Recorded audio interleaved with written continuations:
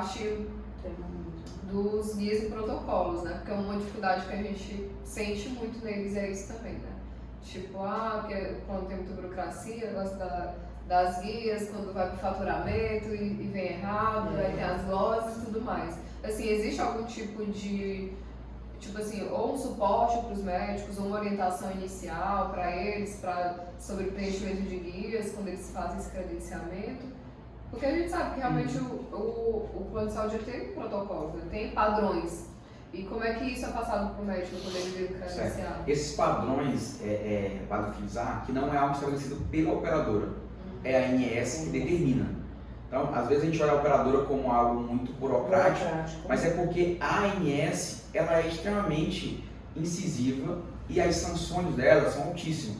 As multas da ANS, a mínima é R$25 mil, por conta do porte das operadoras. Então, as multas sempre são expressivas. E essa questão de guias, as guias TIS com padrão TUS, né, são determinações da ANS. O padrão TIS existe a resolução 305, que determina como que funciona. E o mundo TIS, né, essa troca de informações na saúde suplementar, que significa essa sigla, é um mundo de coisas, sabe? Então, é a ANS que determina, não é a operadora de plano de saúde que determinou esse padrão. A ANS que requer que a operadora mande essas informações para ela naquele padrão, é o padrão dela. E aí, sobre a questão de treinamentos, varia de operadora para operadora. Tem algumas que têm um serviço, quando um colaborador de uma empresa vai entrar, tem integração, quando um novo credenciado também vai adentrar uma operadora, existe a sua integração. E aí algumas operadoras oferecem treinamento para os novos credenciados acerca do padrão TIS e da utilização da TUS, que é as codificações aí dos serviços. Né? Algumas fazem isso. Outras colocam como pré-requisito para se credenciar. Tem conhecimento prévio do padrão TIS e terminologia TUS. Entendi. Sabe? Então, às vezes, é pré-requisito para ingressar como credenciado. E outras operadoras, elas, na sua integração, fazem um treinamento sobre aquele padrão e tudo. E outras, infelizmente, não fazem nada disso, porque já esperam que o médico saiba.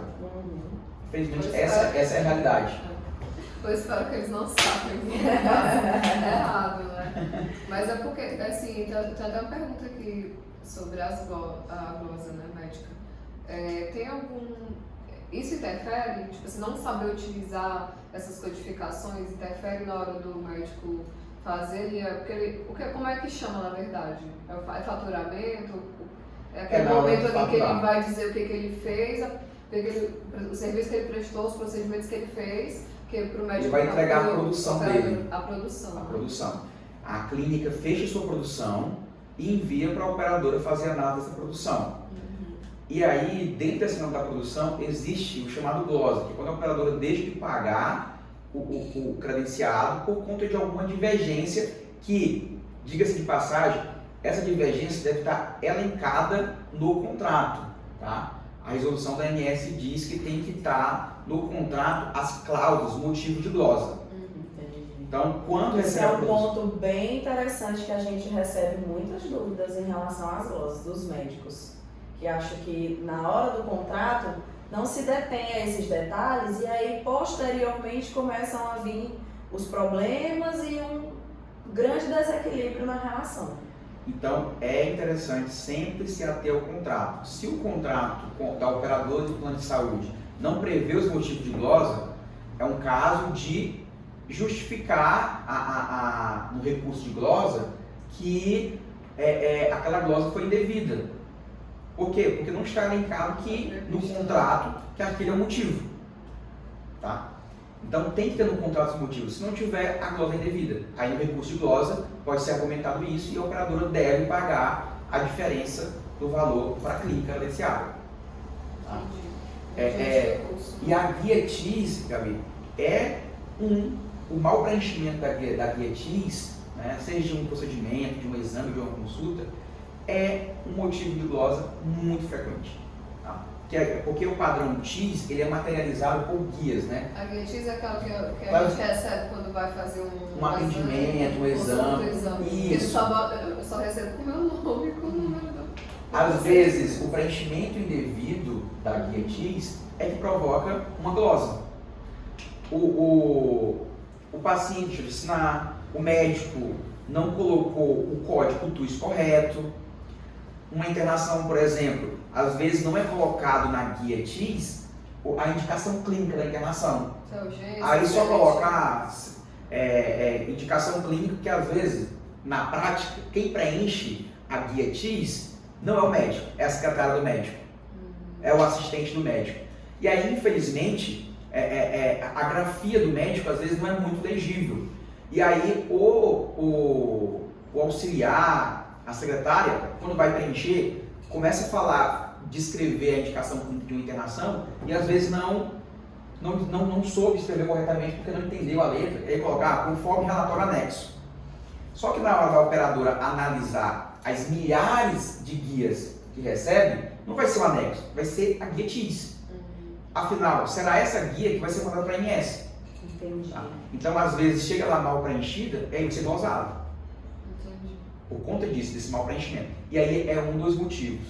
Tá? Outros motivos, às vezes é glosado porque a clínica credenciada, o médico credenciado, ele atendeu um beneficiário fora do caso de carência. Isso também é motivo de glosa. Às vezes ele garantiu um atendimento que não foi previamente autorizado pela operadora, é motivo de glosa também. Então, há uma série de motivos de glosas, né, que podem causar esse tipo de atrito aí. Que às vezes uma atenção maior poderia... Em relação a essa parte da carência, o médico tem como saber se o paciente está na carência ou não? Pelo sistema? Tem, pelo sistema. Todo operador de A secretária, saúde... né, quando vai, ela já dá para saber, quando ela pega a carteirinha da operadora, eu acho que ela já olha isso, né, já sabe. Ou, às vezes, na carteirinha tem, né, o prazo de carência dele, mas às vezes não. Mas quando ela lança o código do beneficiário no sistema próprio, né, que em troca de informações ali com a operadora, já aparece uma mensagem, está parametrizado, beneficiário em carência. Entendi. Beneficiário em carência. E eu tenho uma pergunta assim um pouco polêmica, né? Só para continuar, porque a gente gosta de perguntas polêmicas.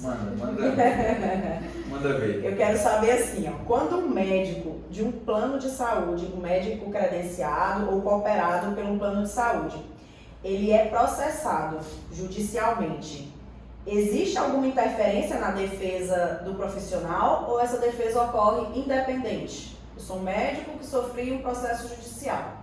Só que eu trabalho, eu presto serviços ou eu sou credenciado ou cooperado para aquela operadora. Existe alguma diferença em relação à defesa quando eu sou cooperado ou credenciado? Ó, essa é uma pergunta que não tem regra, não tem um embasamento legal. É mais da questão mesmo de entendimento da organização, da operadora ou da cooperativa. Então, é uma decisão muito particular da organização, tá? Não é algo obrigatório. Por isso que é interessante saber a que tipo de organização está se vinculando. Geralmente... Eu posso trazer, eu como o médico lá credenciado ou presenciado, se eu posso puxar essa responsabilidade também para a operadora.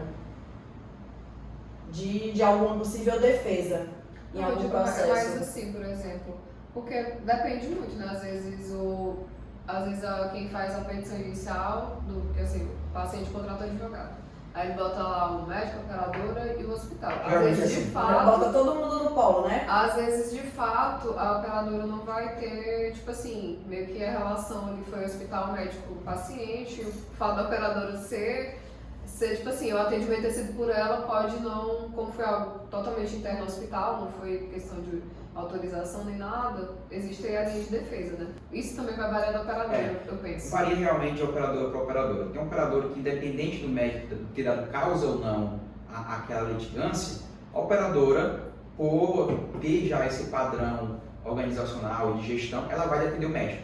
Ele dando causa ou não, o fato dele estar no polo passivo já faz com que a operadora se movimente para poder defender. Então, mas isso varia de operadora para operadora, tá? As cooperativas, geralmente, no seu estatuto social, colocam que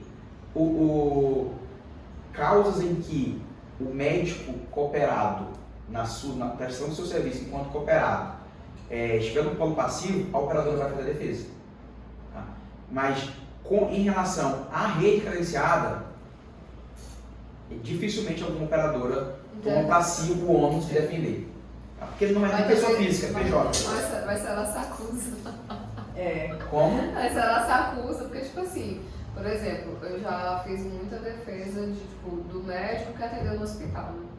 Então, assim, defende o hospital, são defesas diferentes, né? Porque nem sempre o médico tem relação, mas enfim, o mesmo advogado que está fazendo a defesa do hospital está fazendo a do médico. E a gente tenta, né, eticamente, não jogar culpa em ninguém, até porque são lados interessados. E geralmente, Gabi, isso é até mais, na prática, é até melhor que a operadora de plano de saúde, ela faça defesa da operadora e do médico. Sabe por quê? Porque às vezes vai ficar conflitante. E a gente sabe que a parte vulnerável na relação judiciária aí é o paciente, é a parte hipossuficiente.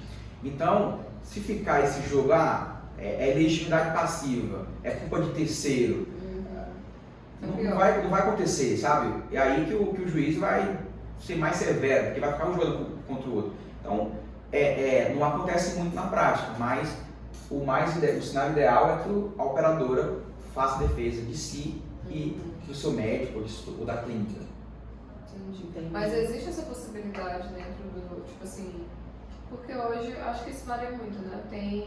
Porque tem operadores que têm o seu corpo jurídico dentro, né, vamos dizer assim, e tem outros que é realmente totalmente terceirizado, né? Então, não sei se existe esse diálogo, dizer, olha, aconteceu problema tal, chamar o médico, e aí, a gente vai fazer defesa assim, assado, se eu quero que eu faça a sua, ou é totalmente independente. É isso que a gente queria entender. Hoje, que é o cenário que eu conheço, que é as cooperativas que operam plano de saúde, a maioria das cooperativas, elas fazem defesa dos seus médicos cooperados também. Tá? Fazem defesa. Justamente por entender que é melhor as chances de convencimento, as chances de convencimento do judiciário é mais fácil se quem faz a defesa da operadora também fizer a defesa do médico. Então, nas cooperativas que operam plano de saúde, acontece mais dessa forma. O advogado da operadora defende também o médico. Tá? Mas nas operadoras independentes em si, eu não conheço esse cenário, mas eu imagino que elas não compartilham do médico, não. Entendi. E eu vou passar a bola para ti agora de uma pergunta que eu recebi na caixinha de perguntas que eu fiz. No que diz foi pergunta feita por um médico. E ele fala que, assim, eu queria entender um pouco como funciona a questão das auditorias. Por exemplo, o médico, ele prescreve um tratamento, qualquer coisa que ele veja que o paciente necessite. Sim. Ele prescreve, só que às vezes ele sente um pouco de dificuldade ou de demora na liberação daquele procedimento. Eu queria entender, é uma dúvida dele também, e eu queria entender como que funciona esse processo de auditoria no que o médico prescreve. Quando o médico, enquanto PJ, credencia um plano de saúde, um operador de plano de saúde, no contrato, lá vai constar que ele deve seguir, na relação contratual com a operadora, a garantia de atendimento que a operadora vai pagar de acordo com o rol da ANS. Então lá existe um rol de eventos em saúde e procedimentos que então, deve ser observado pelo médico o contrato. E no contrato tem lá esse rol da ANS. E o rol da ANS é o rol de procedimentos em eventos de saúde que, no que a operadora contratou o médico deve oferecer. E aí é importante frisar que a operadora não está interferindo no ato médico. A operadora só quer que o médico preste o serviço que ela contratou o médico para prestar. E aí, às vezes o médico presta um serviço ao paciente que não está elencado lá no rol da ANS. E acontece, a operadora não faz o pagamento ou glosa o pagamento daquele procedimento, daquela cirurgia e gera os atritos que a gente conhece. Mas se ele vê que aquele procedimento que ele prescreveu é o mais adequado para o paciente? Exatamente isso. A operadora apenas não autoriza o pagamento para aquele procedimento, porque o contrato reza o pagamento dos procedimentos elencados pela ANS. O médico pode manter a conduta da indicação, contudo, será de forma particular. Entendi. Sabe? Então, não é que a operadora interfere, é que a operadora, no contrato, ela diz que médico, operado, credenciado, você vai prestar os serviços para os procedimentos elencados nesse rol. É para isso que eu te contratei, é para isso que eu te pago. Procedimentos que extrapolam esse rol, mantenha sua conduta, mas explique ao nosso beneficiário que isso será de forma particular. Entendi. Então, E se ele prescrever de acordo com o rol da ANS? Mas mesmo assim, eu quero saber do procedimento. O médico prescreveu algo que existe no rol. Certo. Aí existe um procedimento padrão para vocês para fazer esse tipo de análise de liberação. Existe toda uma investigação de urgência, de realmente indicação clínica. Eu quero saber como que funciona esse trajeto do pedido que vai para a auditoria e fica um determinado tempo em auditoria para avaliação, para saber se vai ser liberado ou não. Essa é uma excelente pergunta prática que eu já sofri na pele. É muito diário. O que acontece? Que às vezes o médico que credencia, né, sua PJ no plano de saúde, ele se vincula a entender que a relação é prestar o serviço dele. Só que, quando ele se vincula, ele também se submete às resoluções da ANS. Quando o médico solicita um procedimento, a ANS tem algumas resoluções que determinam prazos para autorização e garantia do atendimento. A resolução 259 da ANS e 395, ela traz alguns desses prazos de autorização. Então, a depender do tipo de serviço, o médico solicita o procedimento no sistema e aí vai para a operadora fazer a auditoria médica daquela solicitação e aí ela tem um prazo. Às vezes, por exemplo, é um procedimento cirúrgico. Vamos lá, o médico prescreveu um procedimento eletivo de uma bariátrica. Ele solicitou na guia TIS, enviou para a operadora. O prazo estabelecido para autorização de uma bariátrica, um procedimento eletivo, é de 21 dias úteis para autorizar de acordo com a ANS. Então, ele enviou, a operadora tem até 21 dias úteis para poder finalizar todo o processo. Então, enviou para lá, tem um prazo de cotação interna, cotação de material, tem OPME nessa solicitação. Sim. Então, vai ter que cotar 3 cotações para poder garantir a conduta correta interna, para evitar, enfim, são os padrões de cotação, tem que ser 3. Então, daqui que mande a cotação, a empresa devolva a cotação, compre, chegue o material, é necessário esse prazo. Feito isso, é preciso ver a equipe, marcar a cirurgia no hospital, então tem toda uma conduta entre a solicitação e a data do procedimento. Entendi. O fato é que tudo isso seguindo o rito da ANS. E se for urgência e emergência? Urgência e emergência, aí o prazo é imediato. Com exceção de às vezes, algum atraso de algum fornecedor. Estou perguntando isso porque agora, nesse período de pandemia, eu imagino que muita coisa foi urgente. Muitas urgências e emergências. E aí, com esse quadro diferente, como é que foi para poder gerir e administrar tantas urgências e emergências em um mesmo setor? Imagino que foi... Aí já é uma outra discussão. Existe pela ANS uma diferenciação entre o que é uma urgência e o que é uma emergência, né? Não vou entrar nesse mérito. E nem todo atendimento no hospitalar, no pronto-socorro, é uma urgência ou emergência. Tá? Não é porque você vai no pronto-socorro que você... Significa... Existe um protocolo, aí os médicos me perdoem se eu vou pronunciar errado, tá? O protocolo de Manchester, uma coisa assim, sim, que tem lá o verde, amarelo, vermelho, que são as classes de risco. Sim. Então, nem todo atendimento hospitalar de Covid, que é a nossa realidade hoje, é um procedimento de urgência e emergência. Apesar de a gente entender o mal-estar que aquilo pode causar no paciente. Mas o fato é que quando o atendimento no pronto-socorro é lançado no sistema, não é porque é no pronto-socorro que o atendimento é de urgência. Aí o atendente tem que ver a avaliação do médico e aí vai marcar a flag no sistema se aquilo é uma urgência e emergência. Sendo urgência e emergência, dispensa a auditoria. Se autoriza... Mas a auditoria pode discordar daquela... Pode, mas aí prevalece o direito à vida. Entendi. Tá? Prevalece o direito à vida. Se garante o atendimento, depois se discute. Não, eu te digo assim, porque já aconteceu comigo, por exemplo, eu precisava, era uma internação Só que aí, era assim, na época eu tinha um problema na tireoide, né? Então eu sempre tava acompanhando com a médica, mas aí tava bem inflamada, eu levei pra ela olhar os exames, e quando ela olhou os exames, ela já falou, tem que internar hoje. Aí ela me deu encaminhamento da internação, ó, vai lá na tua casa, toma um banho, almoça, faz tua mala e vai pro hospital, porque eu já sabia que eram internações longas, né? Sim. Quando eu tinha esse problema.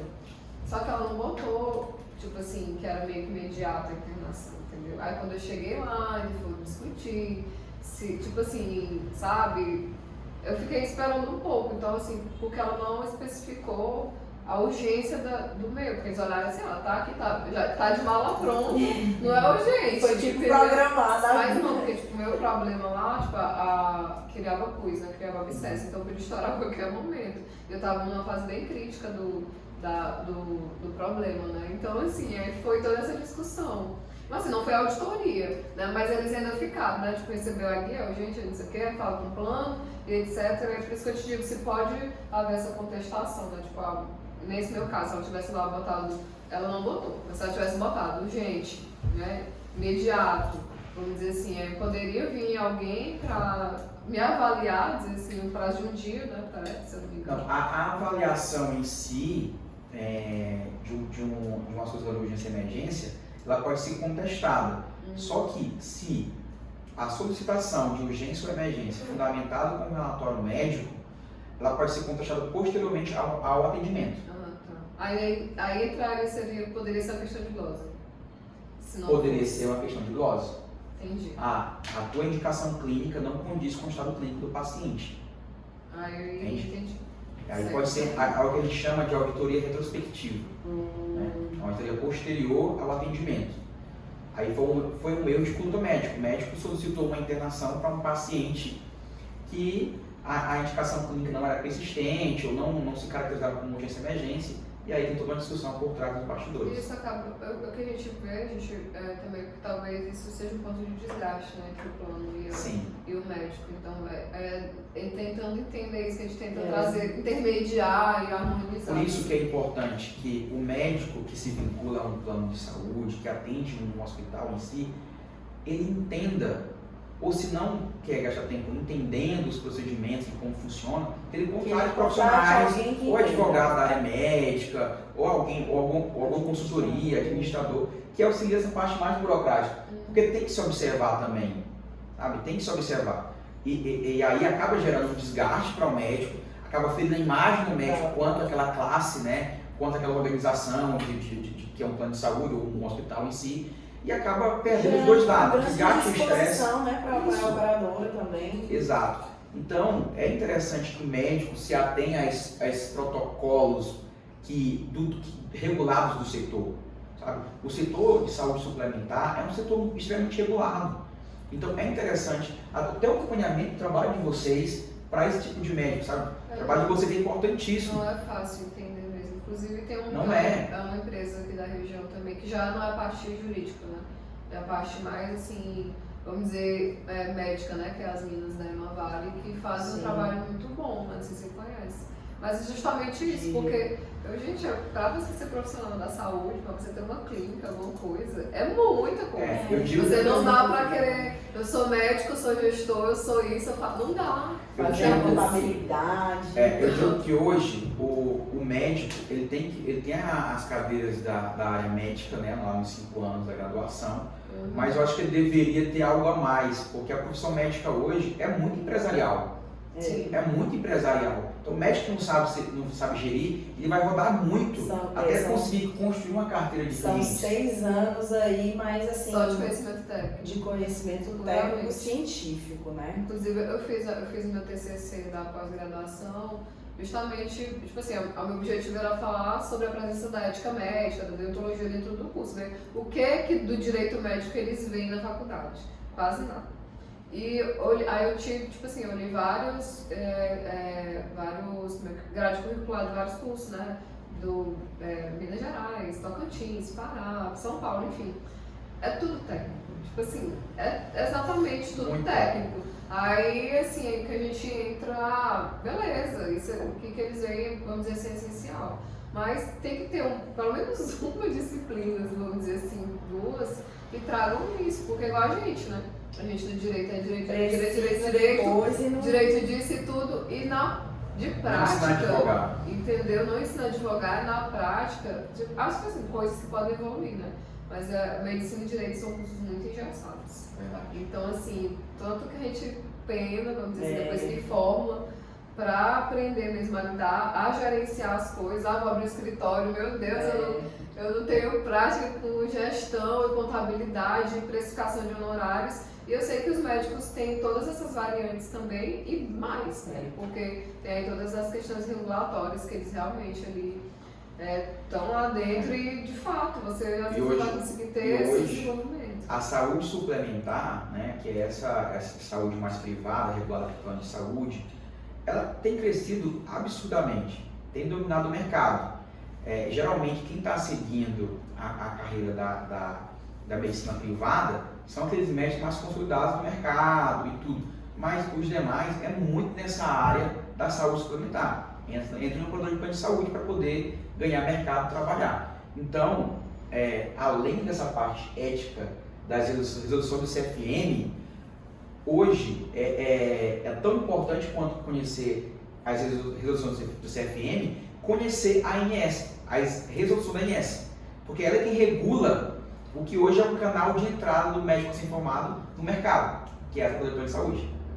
Então é muito importante ele conhecer essa área da saúde suplementar, as resoluções da ANS, porque lá ele vai conseguir prestar um serviço melhor à operadora e vai conseguir também se respaldar de alguns abusos do que os médicos reclamam das operadoras. Entendi.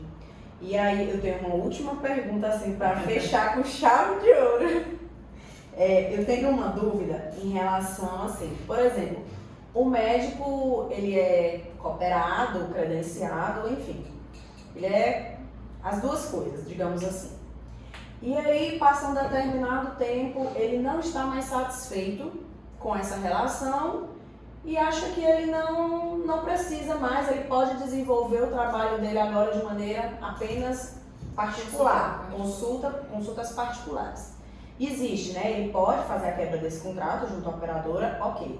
Mas eu quero, minha dúvida é no seguinte sentido. Tá, beleza, eu vou atender minhas consultas agora, vão ser particular, ou seja, todo o dinheiro arrecadado na consulta vai ser apenas meu do médico. E aí, mas aí os exames, os procedimentos, alguns procedimentos que eu possa vir a ter, tanto de exame quanto de consultas não, porque a consulta é só particular, mas assim, de fazer exames em laboratório ou alguns outros exames de imagem. Existe essa possibilidade de um médico ele atender consultas por modo particular e só procedimentos e exames pelo convênio, pela operadora. Existe isso? Só para fazer existe porque vamos substituir, porque às vezes acham que a expressão credenciado é algo muito à parte, mas vamos tratar o médico credenciado com um prestador de serviço. Sim.